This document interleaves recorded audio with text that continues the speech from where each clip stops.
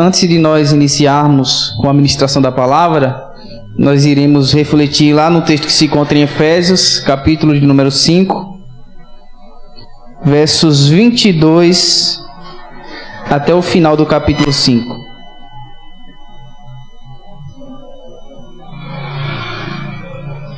Efésios, capítulo 5, versículo 22 ao 33. Enquanto os irmãos procuram, eu gostaria de deixar um aviso aqui bem breve. O primeiro aviso já é de conhecimento de todos, ou pelo menos de quase todos, que no próximo sábado, às 19 horas, nós teremos a comemoração do nosso aniversário de 30 anos aqui da extensão. Então você é mais do que convidado para estar presente junto conosco, para juntos nós louvarmos e exaltarmos o nome do nosso Senhor. O outro comunicado que eu gostaria de fazer é que amanhã eu vou estar fazendo um discipulado aqui na extensão. Nós vamos ter um momento de aprendizado de uma forma mais íntima, mais próxima, no qual você pode estar tirando suas dúvidas. Nesta noite eu vou preparar um material para amanhã a gente já trabalhar com ele. E vou ver a possibilidade de estar imprimindo esse material para estar entregando. Não é certeza, mas daqui para amanhã eu dou uma resposta no grupo para os irmãos. Amém, meus irmãos? Então amanhã não haverá visita. Amanhã o trabalho será aqui na extensão. E nós vamos começar com esse trabalho de discipulado. Tem a nossa querida irmã Maiara, né, que já mais que confirmou sua presença, né, solicitou esse discipulado. Mas os demais irmãos também estão convidados. É sempre bom a gente sentar, discutir sobre a palavra e aprendermos cada vez mais. Tem mais algum aviso? Alguém, eu estou esquecendo de alguma coisa? Não? Então amém. Vamos fazer a leitura. Efésios, capítulo de número 5, versos 22 a seguir, que diz assim. Vamos começar do versículo 21. Começa assim: sujeitem-se uns aos outros por temor a Cristo. 22. Mulheres, sujeitem-se cada um a seu marido como ao Senhor, pois o marido é o cabeça da mulher, como também Cristo é o cabeça da igreja, que é o seu corpo, do qual ele é o Salvador.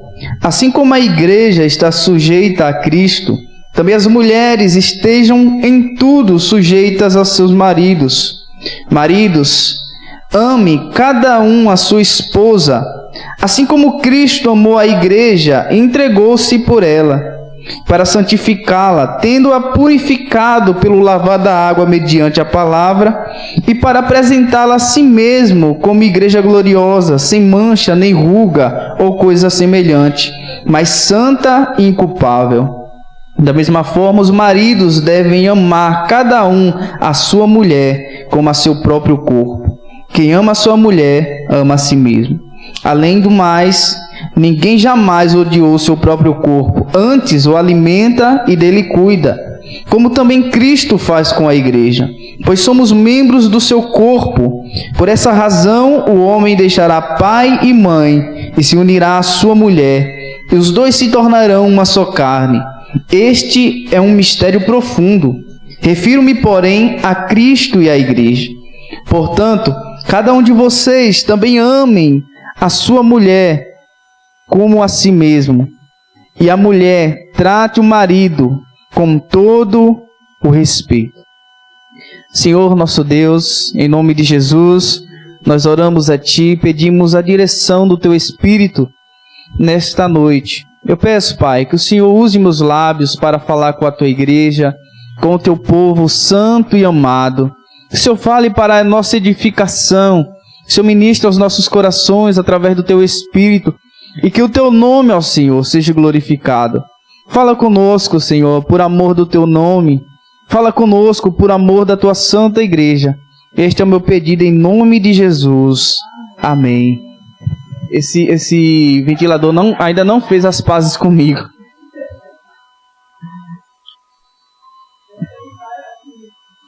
Depois a gente vai ver para trocar. Coloca ele lá para trás. Ficou ruim para tu aí, Dilma? Ficou ruim para tu? Amém. Meus irmãos, Thaís já vem fazendo a exposição da carta aos Efésios e nós já estamos caminhando para a reta final da exposição dessa carta. E nós já vimos na exposição dessa carta muitos pontos que edificam e fortalecem a nossa fé. Nós vimos, por exemplo, que através da obra de Cristo nós fomos abençoados com toda sorte de bênçãos espirituais. Deus nos predestinou, Deus nos chamou. Nós vimos no decorrer dessa carta que Deus chama o seu povo e distribui dons para este povo, para que haja uma edificação mútua entre a igreja, para que um seja edificado e fortalecido com o outro. E agora, meus irmãos, Paulo vai mostrar que Deus institui o casamento para ser um espelho do relacionamento com Cristo. Um relacionamento entre Cristo e a própria igreja. Por isso, Paulo vai chamar a atenção dos esposos e das esposas e vai mostrar que eles são chamados a viver o evangelho dentro do lar.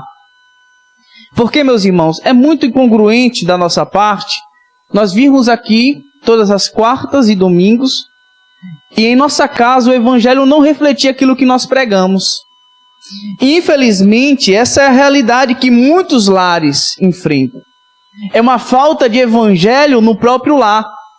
É uma falta de evangelho dentro da sua própria casa. Então, Paulo vai nos mostrar que Deus instituiu o casamento para ser um espelho do relacionamento entre Cristo e a igreja. E por isso, cada esposo e esposa, eles devem viver o evangelho dentro da sua casa. O evangelho deve refletir dentro do seu lar. E sabe, irmãos, nós vivemos em um tempo tão difícil, tão terrível, que o casamento, ele é frequentemente distorcido. Ele é frequentemente desvalorizado. As pessoas preferem morar juntas ao invés de se casar, porque há um conceito de que quando se casa as coisas passam a dar errada. Uma desvalorização do casamento e do divórcio. Muitas pessoas hoje, quando se fala em casar, elas se espantam. Os casais, namorados, não querem se casar mais, porque há uma desvalorização do casamento, porque há uma distorção do casamento. Acha que ao se casar, infelizmente, essa é a realidade de muitos lares, as pessoas se prendem em um grande sofrimento que não consegue largar mais. Essa é a visão do casamento. Mas quando Paulo, meus irmãos, ele escreve aqui, dos versos 22 ao 33, da carta aos Efésios, no seu capítulo 5, ele eleva o matrimônio à sua maior dignidade possível. Veja o que aqui Paulo vai fazer. Ele vai mostrar que o casamento, ele é uma parábola viva do Evangelho de Deus. O que é a parábola? A parábola é uma história que transmite uma mensagem direta por meio de uma comparação. E Paulo vai comparar o casamento entre o homem e a mulher, entre o esposo e a esposa, para mostrar o que é o evangelho na prática. Como funciona esse evangelho? No texto, meus irmãos, o apóstolo ele não fala apenas dos deveres conjugais de esposo e esposa. Mas aqui, meus irmãos, ele vai falar também de adoração. De como o lar, ele reflete o evangelho de Cristo. E como Deus, ele é glorificado quando o homem e a mulher vivem em harmonia no seu casamento. Como o homem e a mulher, ao cumprir a vontade de Deus, glorificam a obra redentora de Cristo. Ele mostra que o modo como o marido ama a sua esposa e o modo como a sua esposa se submete ao marido revela o amor redentor de Cristo. Porque esse é o relacionamento entre Cristo e a igreja. Cristo é o cabeça da igreja. Cristo ama a sua esposa, ele amou a igreja de tal modo que ele se entregou pela igreja. Ele morreu pela igreja. Ele sofreu pela igreja. Ele se compadeceu pela igreja. E aí Paulo mostra que o marido bíblico e cristão, ele deve refletir Cristo Jesus no seu lar.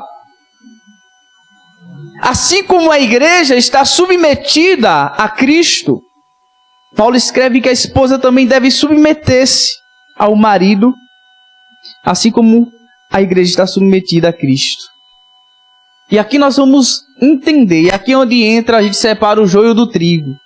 Aqui é onde a gente separa a confusão que o mundo tem das verdades bíblicas. Porque a sujeição que Paulo fala aqui não é algo de opressão, de obrigação, de sofrimento.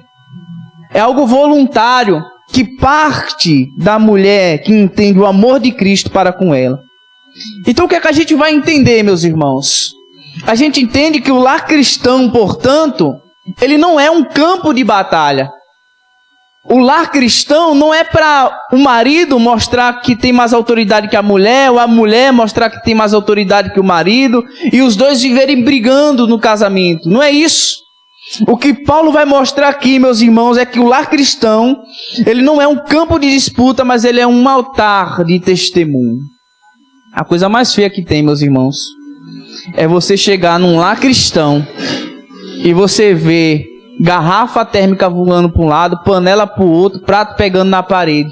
Isso não reflete a harmonia e o amor que há em Cristo Jesus. E é isso que Paulo ele vai nos mostrar. Mas para isso nós precisamos entender, meus irmãos, o contexto imediato em que esse texto aqui está inserido. Em Efésios capítulo 5, meus irmãos, é uma continuação prática da exortação de Paulo para que os crentes andem como filhos da luz. Nós vemos isso no versículo 8 do capítulo 5. E Paulo exorta que esses crentes que deveriam andar como filhos da luz, deveriam, ao invés de embriagar-se com um vinho que traz a contenda, eles deveriam encher-se do Espírito Santo. Verso 18 do capítulo 5. E logo após, meus irmãos, ele vai ensinar sobre a vida piedosa e a comunhão cristã, e ele mostra como o Espírito transforma os relacionamentos, começando pelo mais íntimo deles, o casamento. A primeira transformação, meus irmãos, que deve haver na vida de um cristão é dentro da sua casa, é dentro do seu lar. É o relacionamento mais íntimo. E esse trecho, meus irmãos, dos versos 22 a 33, ele faz parte do que os estudiosos chamam de código doméstico cristão. Esse código doméstico cristão, para quem não sabe, ele é um conjunto de princípios e de deveres baseados na Bíblia que orientam a vida e os relacionamentos no lar, visando estabelecer um ambiente de fé, amor e harmonia.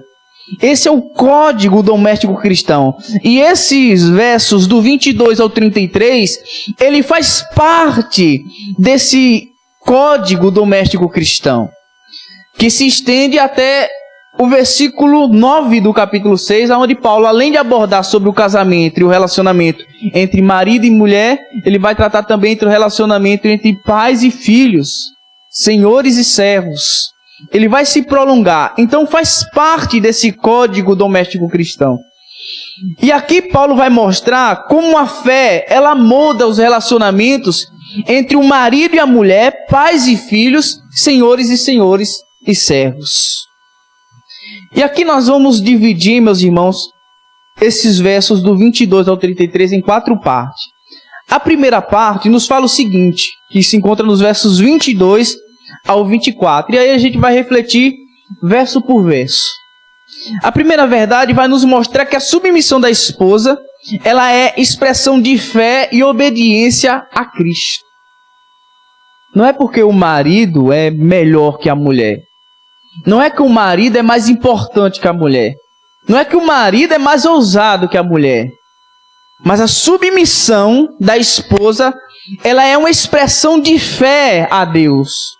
E é uma expressão de obediência, não ao marido, mas a Cristo. Veja que há um princípio básico, lá no versículo 21 do capítulo 5 que eu falei. E qual é o princípio básico? É que antes de haver essa submissão das mulheres para com seu marido, Paulo coloca uma cobertura ainda maior. Como cristãos, nós devemos sujeitarmos uns aos outros, por quê? Por temor a Cristo. Esse é o ponto alto. Como cristãos, como crentes em Jesus, todos nós estamos submissos uns aos outros, porque nós tememos a Cristo. E aí Paulo começa agora a descer o degrau. E ele fala: mulheres, sujeitem-se cada um a vossos maridos, como o que, meus irmãos? Ao Senhor. A sujeição das mulheres ao marido é como elas se sujeitam ao Senhor, não é respeito ao marido, mas é respeito primariamente a Cristo, que é o seu Senhor, que é quem conduz e dirige a vida dessas mulheres. Paulo não está falando aqui, meus irmãos, de inferioridade, mas de ordem espiritual e de confiança em Deus. Não tem nada a ver em dizer que a mulher é mais inferior que o homem. Paulo não está falando isso. Paulo está estabelecendo aqui uma ordem espiritual. Deus estabeleceu o marido como cabeça, a mulher sujeita ao marido, mas são funções diferentes, mas nenhum é superior ao outro. Paulo está dizendo aqui, meus irmãos, que é uma ordem espiritual e também que expressa a confiança da mulher, em primeiro lugar, a Deus. Então, o que é que Paulo diz com isso? Paulo nos diz 3 verdades. Primeiro, que a submissão, ela é uma submissão voluntária. Não é o marido que impõe a mulher a submeter-se a ele. Não é esse o padrão bíblico. Paulo não está dizendo que o marido vai chegar e pegar pelos cabelos da mulher e fazer a mulher obedecer a ele. E desculpe a expressão exagerada, irmãos. É só para vocês terem noção do que Paulo está falando. Paulo está falando de algo que é gerado voluntariamente. A mulher que entendeu as verdades em Cristo Jesus, ela decide por si mesma submeter-se ao seu marido. E não o contrário. Não é algo por baixo de opressão, não é algo gerado por medo, mas é algo gerado voluntariamente. A mulher teme a Deus e a mulher decide por si só se voluntariar e submeter ao seu marido. Mas Paulo nos mostra uma segunda verdade, é que essa submissão, ela é uma submissão amorosa. A mulher faz isso por amor, por respeito.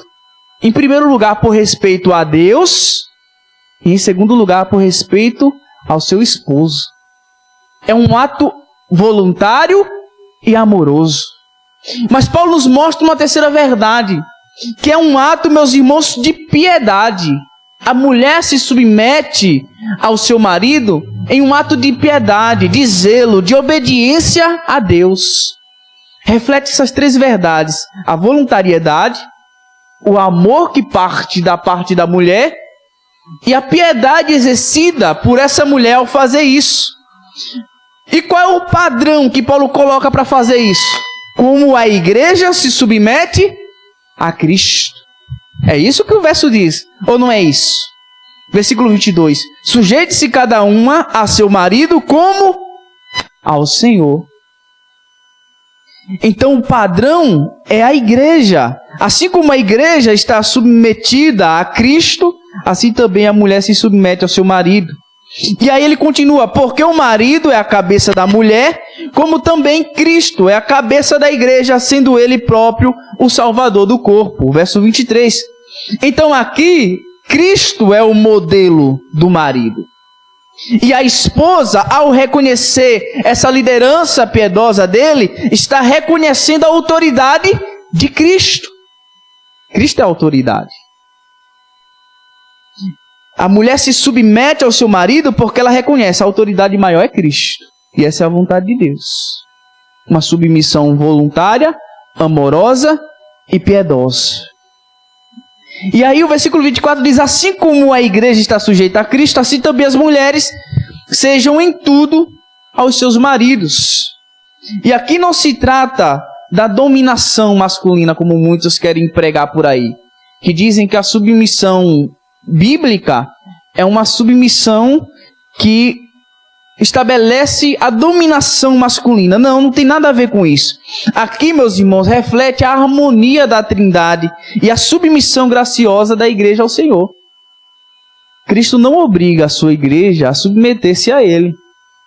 Nós nos submetemos a Cristo porque o amamos, porque o respeitamos e o reconhecemos como Salvador das nossas vidas. Não há peso em se submeter a Cristo, assim como não deveria haver peso em submeter-se ao seu marido. Mas qual é o grande problema? é que os maridos não compreendem qual é a sua função no casamento. E por não compreender a sua função no casamento e achar que ele é um general de guerra dentro da sua casa e que manda quem pode e obedece quem tem juízo, ele acaba, além de não cumprir o seu papel como marido, ele distorce aquilo que é o evangelho. Porque a função do marido é amar a esposa como Cristo amou a igreja. E o amor do marido, ele deve refletir o amor sacrificial de Cristo. O marido, meus irmãos, versículo 25, deve amar suas mulheres como também Cristo amou a igreja. E assim mesmo se entregou por ela. Olha como o padrão é altíssimo. Olha como esse padrão para o marido é elevado. O marido, ele deve amar as suas mulheres como também Cristo, ele amou a sua igreja. E assim mesmo se entregou por ela. Então ele deve amar como Cristo amou e não de qualquer jeito. O padrão para o marido é amar sua esposa, assim como Cristo amou a igreja. E deve ser, meus irmãos, um amor com entrega total, sacrifício, paciência e perdão. Não foi isso que Cristo fez com a sua igreja? Cristo não se entregou totalmente, não se sacrificou por sua igreja amada, não tem paciência e não perdoa a sua igreja. Assim também deve ser o marido.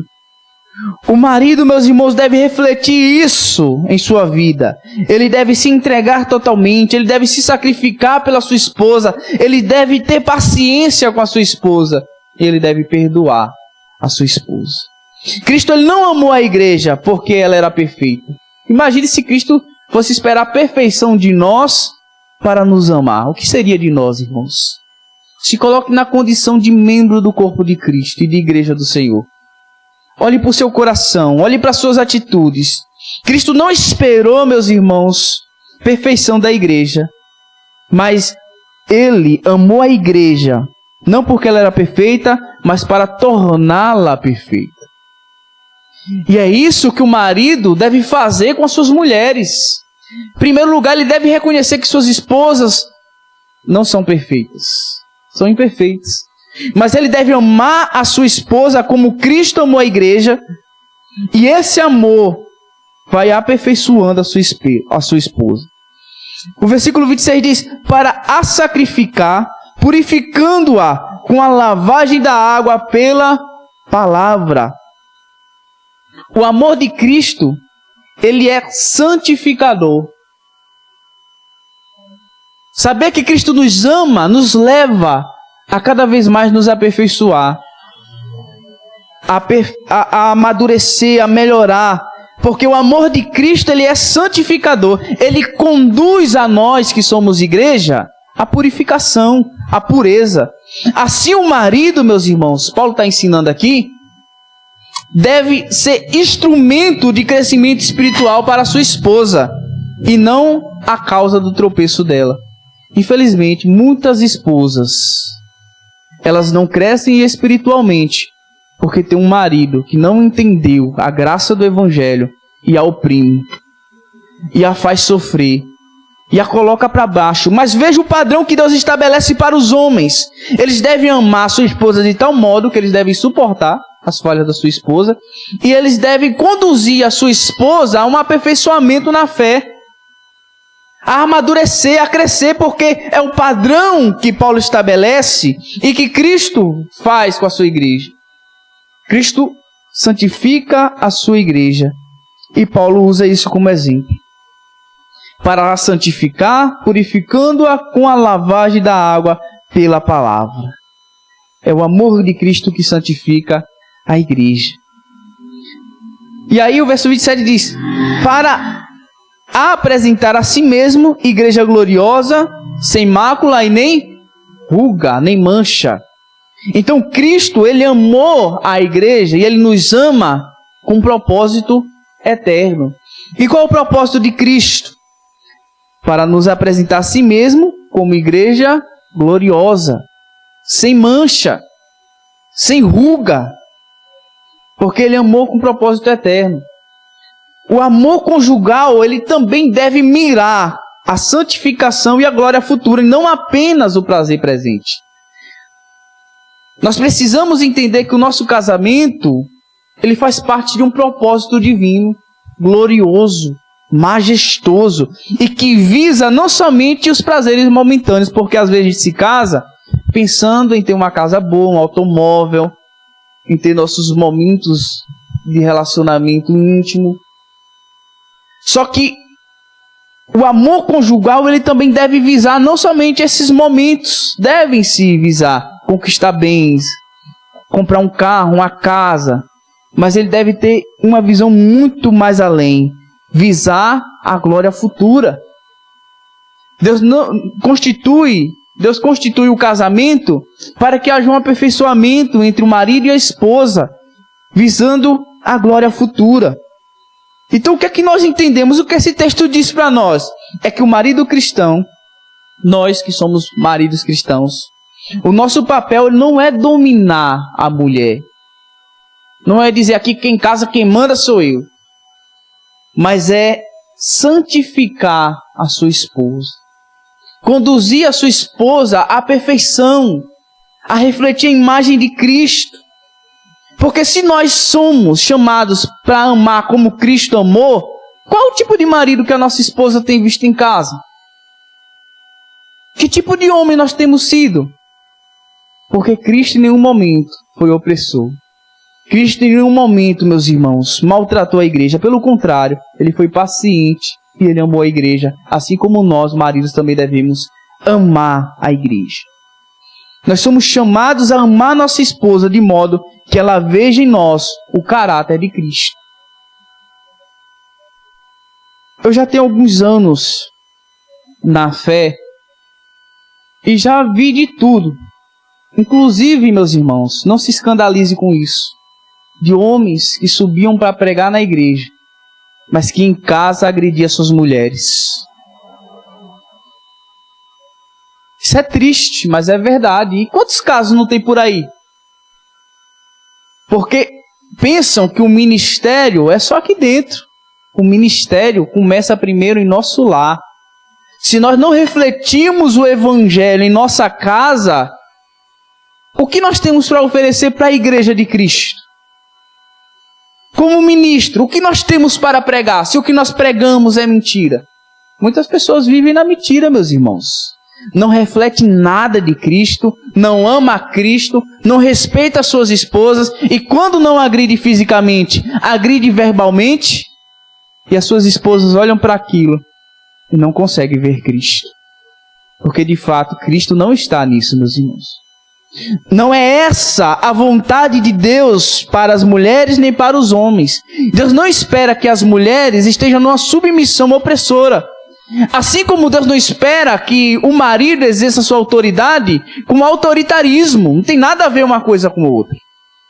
São funções diferentes. O marido é colocado por Deus para liderar, para proteger e para suprir.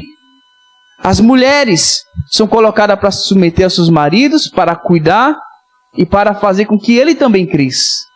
Respeitando-o, amando e fazendo isso tudo de forma voluntária.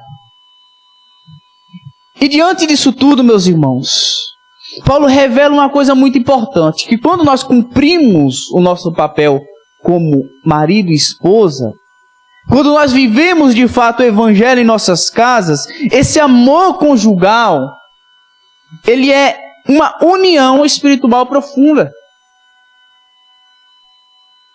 Versículo 28, Paulo diz que assim os maridos deveriam amar as suas próprias mulheres como as seus próprios corpos.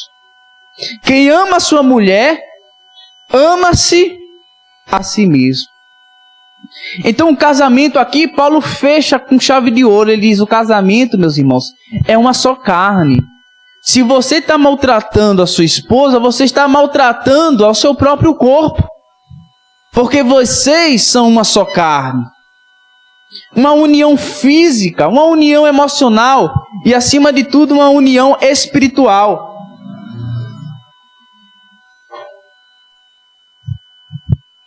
O amor pelo cônjuge é um amor por si mesmo. Quando nós amamos o nosso cônjuge, nós amamos a nós mesmos, porque no ato do casamento nós nos tornamos uma só carne com ele. E por que nós devemos fazer isso? Porque todos nós somos um só em Cristo Jesus. Somos uma só carne e em Cristo nós somos um só.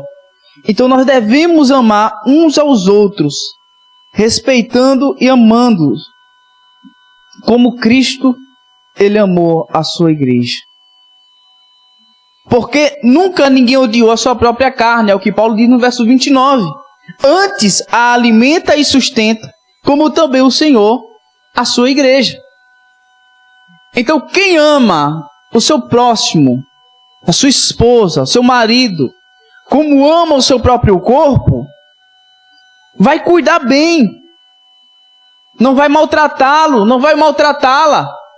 Porque nós cuidamos bem do nosso corpo. Quem é de nós que quando sentimos fome, não tratamos imediatamente de procurar alguma coisa para comer ou beliscar? A gente só não come se a gente estiver em um lugar que não nos permite comer.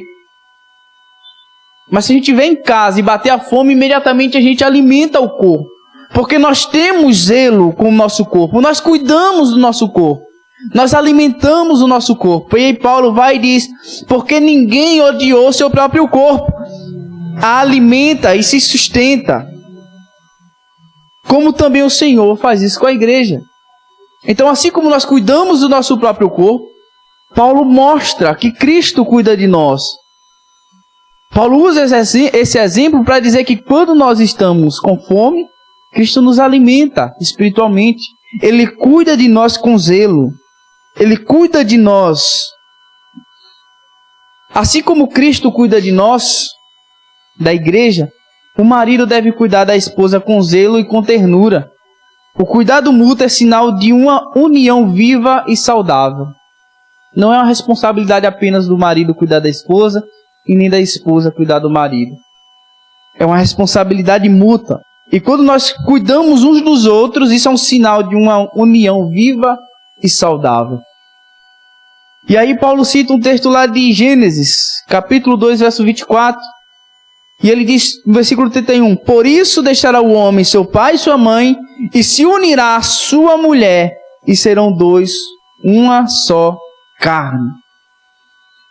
Paulo mostra aqui que o casamento, meus irmãos, antes de tudo, não é uma instituição humana. Não é algo feito pela humanidade, mas é algo que foi instituído por Deus. É uma criação divina. Antes que houvesse religião, antes que houvesse a lei de Moisés, antes que houvesse até mesmo o pecado no mundo, Deus instituiu o casamento. E ele disse, é por isso que o homem deixará pai e mãe, se unirá a sua esposa e serão dois, uma só carne. Paulo mostra que o casamento, meus irmãos, é uma criação divina e não uma invenção humana. É um pacto permanente e santo. Nós devemos olhar para o casamento com zelo, com cuidado e não desprezar como o mundo faz aí fora. E não desvalorizar o casamento como o mundo faz aí fora. Porque o amor conjugal maduro, ele não busca o próprio interesse. Mas infelizmente muitos entram no casamento visando o interesse próprio. E aí, naquela busca incansável de preencher a si mesmo e querendo fazer isso através do outro, acaba que fica um esperando que o outro preencha o seu vazio. São duas pessoas vazias tentando se preencher. Mas o casamento, meus irmãos, maduro, ele não busca esse interesse próprio. Um casamento maduro é de duas pessoas que já são completas em si mesmas, em Cristo Jesus. E que se unem, não para se completar, mas para transbordar em Cristo. Porque eles não buscam o interesse próprio, eles já estão satisfeitos em Cristo. Muitos buscam casamento para satisfazer seus desejos sexuais, seus desejos emocionais, seus desejos materiais.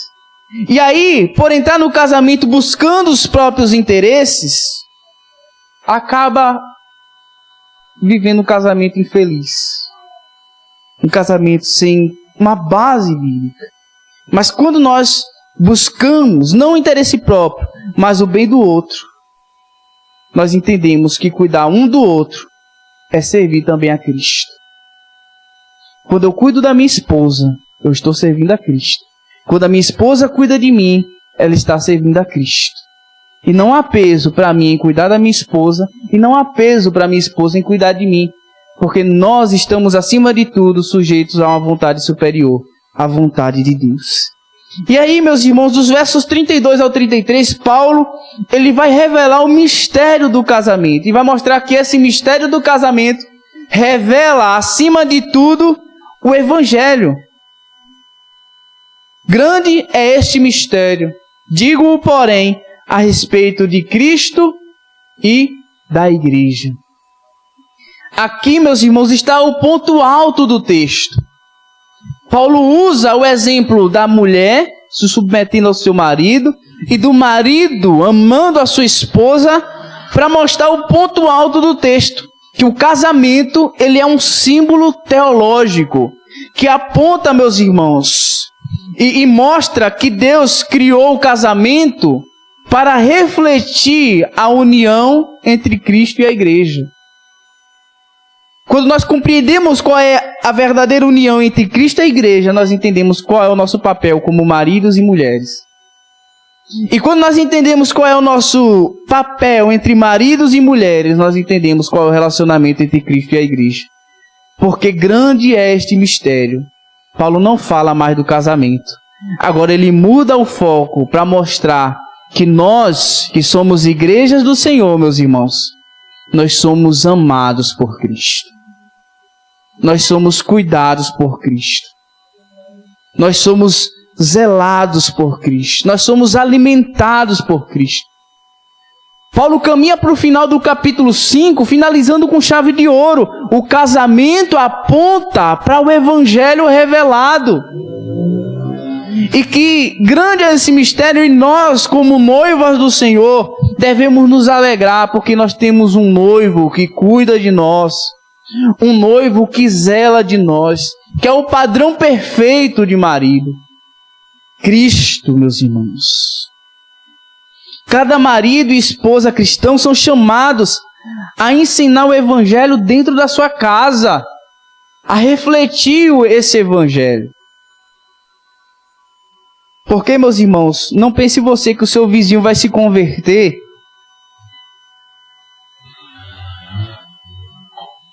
com você pregando o Evangelho com seus lábios e não vivendo ele na prática. Porque, infelizmente, o casamento se tornou tão banalizado dentro das igrejas que muitos se casam e não se suportam. Vivem em pé de guerra dentro das suas casas. Não conseguem conversar, não vivem em harmonia e acham que isso é a coisa mais normal do mundo. E não é, meus irmãos. O padrão bíblico de casamento é esse aqui. É esse que a Bíblia ensina e é esse que nós devemos viver.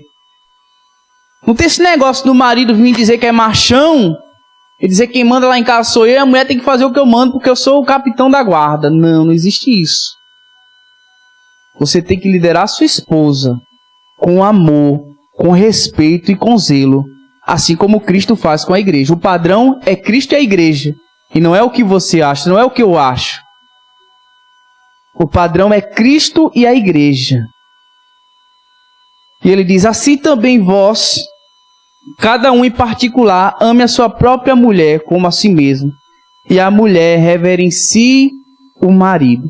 Paulo encerra, meus irmãos, aqui, fazendo um resumo perfeito. Como Paulo resume isso? Em primeiro lugar, o marido ama. O seu dever, marido, é amar. É entregar a sua vida pela sua esposa.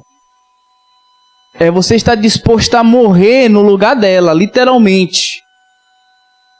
O seu papel, esposa, é respeitar seu marido. E diante disso tudo, Cristo é glorificado. O marido ama, a esposa respeita, visando a glorificação em Cristo Jesus. Então, um casamento cheio do Espírito, ele não busca quem manda, mas quem mais se entrega por amor. O casamento cristão, meus irmãos, não é sobre quem tem poder. Tem nada a ver com isso. Mas é sobre quem mais se parece com Cristo. É uma disputa para ver quem mais é semelhante a Cristo. Quem mais busca obedecer seus mandamentos. Quem mais ama a Deus. Lá em João 8, a palavra do Senhor diz que aquele que tem os meus mandamentos e os guarda, esse é o que me ama. Então o casamento cristão não é sobre quem tem poder, quem tem autoridade, mas é sobre quem se parece mais com Cristo. Quem ama mais a Cristo. Ele é uma vitrine da graça divina. Ele mostra o que é a graça divina e o que a graça divina pode fazer. É um espelho, meus irmãos, da redenção. Um mistério de amor que anuncia o Evangelho dentro da sua casa. As pessoas têm que entrar dentro da sua casa e já enxergar o Evangelho antes mesmo de você abrir a boca. Tem que ver o Evangelho na forma como você trata o seu esposo e na forma como você, esposo, trata a sua esposa. As pessoas têm que olhar o Evangelho, porque o casamento é uma vitrine da graça de Deus. Ele revela a graça de Deus. Assim como Cristo, meus irmãos, lavou os pés dos apóstolos da igreja, o marido deve servir com humildade. E assim como a igreja se submete com confiança, a esposa deve se entregar em amor. E o lar cristão, meus irmãos, é o primeiro púlpito que o homem e a mulher têm para pregar. Não adianta nada nós termos palavras bonitas na igreja e termos maus testemunhos em nossas próprias casas. O Evangelho de Cristo reflete primeiro em nosso lar.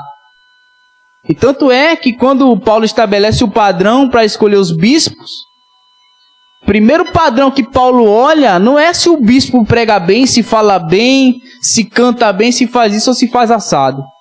O primeiro padrão é o bispo tem que saber governar bem o seu lar. Tem que ser marido de uma só mulher. O padrão é o lar. O lar é o padrão para um bom ministro. Você quer ver se o homem é um grande homem de Deus? Não olhe suas pregações. Não olhe sua oratória. Não olhe os seus talentos, mas olhe quem ele é dentro de sua casa e como ele trata sua esposa. Você quer conhecer uma mulher de Deus? Não olhe o quanto que ela canta aqui na igreja. Tanto que ela trabalha para a igreja e o tanto que cuida das coisas da igreja. Olhe para o tanto que ela cuida do seu marido em sua casa. Porque o lar, meus irmãos, o lar é o primeiro púlpito do Evangelho em nossas vidas. E o que nós aprendemos nesta quarta? Em primeiro lugar, que a esposa manifesta o Evangelho pela submissão piedosa. Quando ela se submete como ao Senhor, ela prega com a sua atitude que Cristo é digno de confiança. A segunda verdade é que o marido prega o Evangelho pelo amor sacrificial. Amar como Cristo amou significa renunciar o ego, o orgulho e a dureza do seu coração. E nós homens sabemos que nós somos assim. Nós temos um coração obstinado, duro. Quando nós trouxemos o bico, só Deus mesmo para poder destrocer. A terceira verdade, meus irmãos, que esse texto nos ensina é que o casal cristão, ele é chamado à santificação mútua, um santificando o outro. O casamento não é apenas companhia, não é apenas ter alguém do meu lado, mas é, meus irmãos, um campo de discipulado. Eu cuido da minha esposa cuida de mim e juntos nós nos santificamos. E por fim, meus irmãos, a última verdade que esse texto nos ensina é que o Evangelho é o fundamento e o propósito do casamento. A união entre homem e mulher, entre marido e esposa, existe para exibir ao mundo o amor redentor de Cristo. Se nós somos maus cristãos em nossos lares, pode ter certeza, nós somos maus cristãos para o mundo. Nós somos maus cristãos para a nossa igreja, meus irmãos. Porque o Evangelho é o fundamento e o propósito dos nossos casamentos. Amém, meus irmãos?